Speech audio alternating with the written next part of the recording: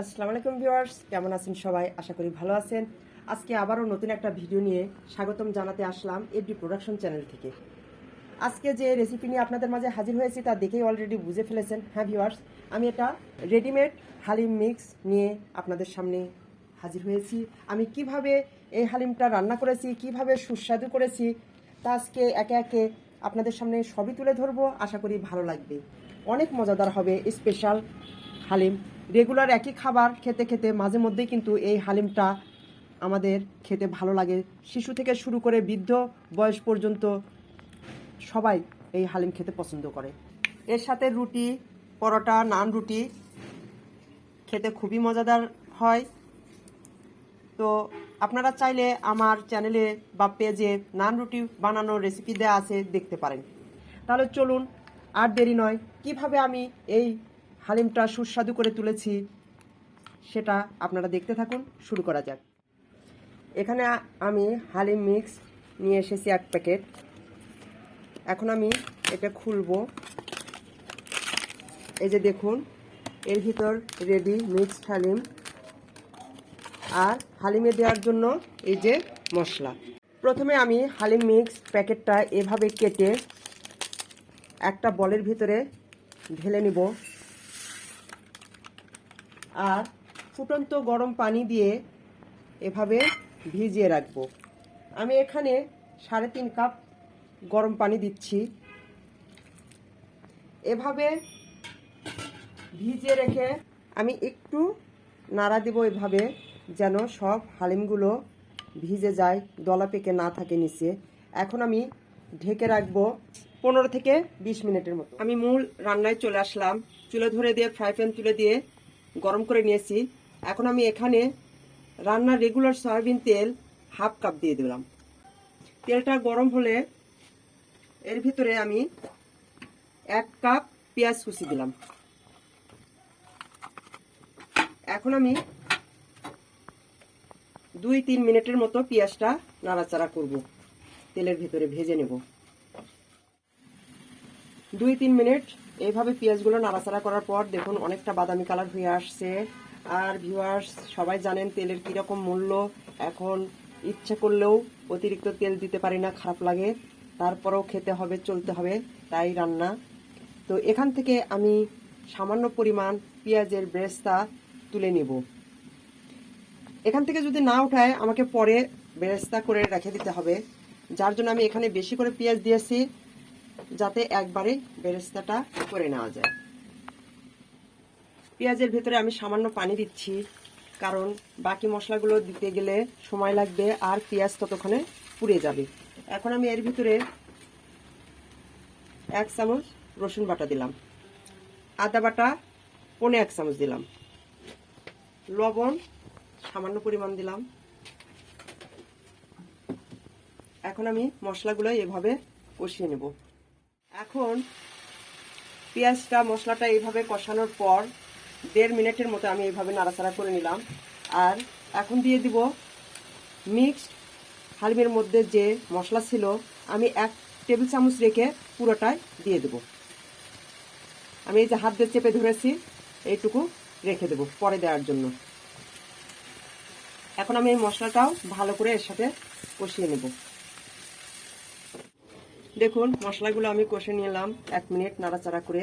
এখন আমি এর ভিতরে দিব 1 চামচ শুকনা গুঁড়ামরিচ, হলুদ দিলাম 1.25 চামচ, ধনিয়া জিরার গুঁড়া দিলাম 1 চামচ। এখন আমি এই সব উপকরণ আবার আমি নাড়াচাড়া করে নেব। এখানে সব মশলাগুলো কষিয়ে নেওয়া হয়ে গেল। এখন আমি এই যে দেখুন খাসির মাথা হলুদ দিয়ে আমি সিদ্ধ করে পানি ঝরাই নিয়েছি। এই খাসির মাথার জায়গায় আপনারা গরু, মুরগি, গরুর মাথা যে কোনো মাংস দিয়েই হতে পারে। ঢেলে দিলাম আর সব উপকরণগুলো এখন আমি একসাথে মিশিয়ে দিলাম। আমি সব খাসির মাথার মাংসগুলো বা পিসগুলো এভাবে মশলার ভিতর সুন্দর করে মিশে নিলাম। এখন ঢেকে দেব। আপনারা এই খাসির মাথার জায়গায় খাসির মাংস দিতে পারেন, মুরগির মাংস দিতে পারেন। হ্যাঁ, তো এখনকার যে বাজারের অবস্থা, তাতে কিছু করতে গেলে ভেবে চিন্তেই করতে হচ্ছে। খাসির মাথা, গরুর মাথার মাংস দিয়ে কিন্তু রুটি পরোটাই খাওয়া যায়, সেজন্য হালিমটা করলে টেস্টিও হয় আর এদিকে মাংসটা বেঁচে যায় ভিউয়ার্স। সেই বুদ্ধি মাথায় রেখেই এটা আমি করছি। ফিরে আসলাম 3 মিনিট পর। দেখুন তেলগুলো ওপরে ভেসে উঠেছে, পানিগুলো শুকিয়ে গেছে। যেহেতু কাঁচা মাংস না, আগে সিদ্ধ করে নেওয়া ছিল দেখালাম, সেজন্য খুব একটা বেশি পানি বের হয়নি। যে পানিটা বের হয়েছে ওটাতেই সুন্দর সিদ্ধ হয়ে যাচ্ছে। যে কথাটা বলা হয়নি, মাংসর পরিমাণটা আপনাদের পরিবারের সদস্যর ওপরে নির্ভর করে, আপনারা বেশি কমে নিতে পারেন। এখানে আমার 700 গ্রামের মতো খাসির মাথার মাংস আছে, তো আপনারা এটা কম বেশি করে নিতে পারেন। এখন আমি গরম পানি দিব সিদ্ধ হওয়ার জন্য। 2 কাপের মতো পানি দিলাম এখানে। এখন এভাবে আবারও একটু ঢেকে দিব বলক ওঠা পর্যন্ত।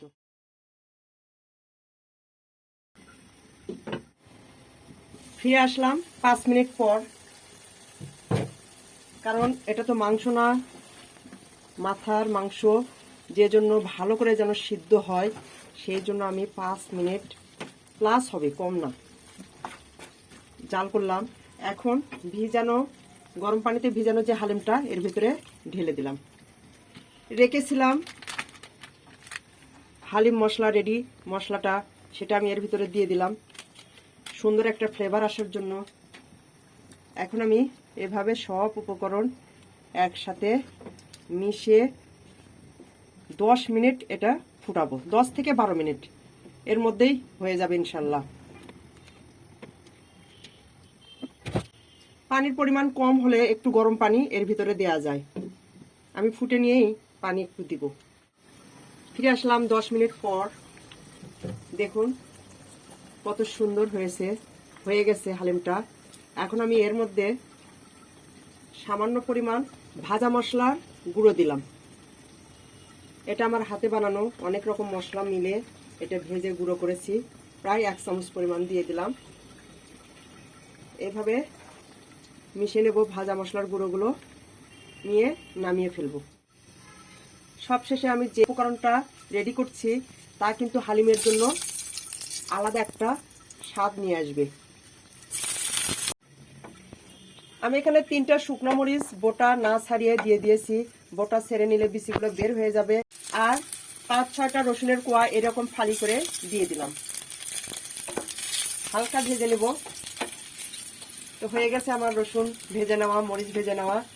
চুলা অফ করে দিলাম। এখন আমি ভাজা রসুন মরিচ এর ভিতরে দিয়ে দেব। আপনারা তো হালিম সবাই খেয়েছেন বা খান রান্না করে মাঝে মধ্যেই, তো এইভাবে খাওয়ার জন্য অনুরোধ করলাম। এখন আমি মরিচ আর রসুন এইভাবে হালিমের ভিতর মিশিয়ে নেব, নিয়ে পরিবেশন করব। এখন শুধু আপনাদের খাওয়ার পালা। এভাবে রান্না করে খেয়ে অবশ্যই কমেন্ট বক্সে জানাবেন কেমন হলো আমার রান্নার হালিম। তো দেখুন আমি পরিবেশন করছি। আমি এই রেসিপিটাই আপনাদের সাথে শেয়ার করলাম, যেই রেসিপি আমার কাছে খুবই ভালো লাগে, অনেকেই পছন্দ করে, ছোট বড় সবাই খেতে এই হালিমটা পছন্দ করে। তো আশা করি আপনাদের কাছে অবশ্যই ভালো লাগবে। যদি আপনাদের এই হালিমটা ভালো লেগে থাকে, রেসিপিটা ভালো লেগে থাকে, তাহলে পরবর্তী ভিডিওগুলো পাওয়ার জন্য আপনাদেরকে যে কাজটা করতে হবে, আমার চ্যানেলটা সাবস্ক্রাইব করতে হবে, পেজে ফলো করতে হবে ভিউয়ার্স। তাহলে নতুন নতুন ভিডিওগুলো সবার আগে আপনারা পেয়ে যাবেন। এখন এটা খাওয়ার জন্য যে যে উপকরণ লাগবে এখানে আমার সব রেডি করা আছে। দেখুন আমি যেটা প্রথমে করব, এই যে এইভাবে আদা কুচি করে নিয়েছি, সে আদাটা দিয়ে দেব। পরিবেশনের জন্য দেখুন আমি একটু লম্বা লম্বা করে আদা কেটে নিয়েছি, সুন্দর করার জন্য, ডেকোরেশন যাতে সুন্দর লাগে সেই জন্য। এখন আমি দিয়ে দিব শসা বা ক্ষীরার কুচি, দিব সামান্য পরিমাণ ধনিয়ার পাতা কুচি। এখন দিলাম পেঁয়াজের ব্রেস্তা, যেটা আমি রেখেছিলাম তুলে ওটাই দিয়ে দিলাম, আলাদা করে আমাকে ভেজে নিতে হয়নি। এখানে কাঁচামরিচের কিছু কুচি দিয়ে দিলাম। ঝালটা আপনারা স্বাদ মতো খাবেন, ইচ্ছা মতো কম বেশি। আর থাকবে লেবু।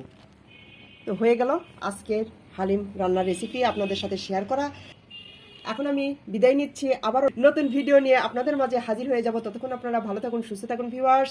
এভাবেই পাশে থাকবেন, এভাবে সাহায্য করবেন। আল্লাহ হাফেজ, আসসালামু আলাইকুম।